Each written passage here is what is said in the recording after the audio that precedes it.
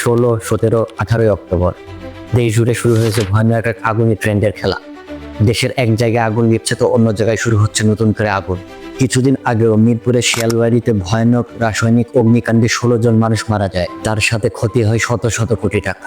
ঠিক তার একদিন পরে চট্টগ্রামে ইপিজেডে ভয়ানক অগ্নিকাণ্ডে পুড়ে ছারখার হয়ে যায় 7 তলা বিশিষ্ট পুরো ভবন, ক্ষতি হয় কয়েকশো কোটি টাকার। ভবনের আগুনের তীব্রতা এতটাই মারাত্মক ছিল যে আশেপাশে 100 মিটারের মধ্যে কোনো মানুষ অবস্থান করতে পারছিল না। এবং অবশেষ 18 অক্টোবর হযরত শাহজালাল আন্তর্জাতিক বিমানবন্দরের কার্গো ইউনিটে ভয়ানক আগুন লাগলো। ফায়ার সার্ভিসের প্রায় 25টি ইউনিট একটানা চেষ্টা করার পরেও আগুন নিয়ন্ত্রণে আনতে পারেন। সংবাদ মাধ্যমে জানা গেছে কার্গো টার্মিনালের ভয়ানক গ্যাসের বিস্ফোরণে এই ঘটনা ঘটে।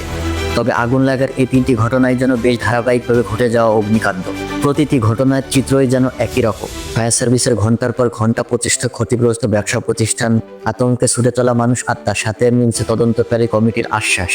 কিন্তু এত কিছুর ভিড়ে বারবার একটি প্রশ্নই মনে উকি দিয়ে যাচ্ছে, আগুনের সূত্রপাতটা কোথায়, কোথা থেকে আগুনটা লাগছে? সাধারণ মানুষের মধ্যে আগুন যেন এখন আর দুর্ঘটনা নয়, অভ্যাসের ট্রেন্ডে পরিণত হয়েছে। এদিকে বিশেষজ্ঞরা বলছে কোনো অগ্নিকাণ্ড এত ধারাবাহিকভাবে কাকতালীয় হতে পারে না।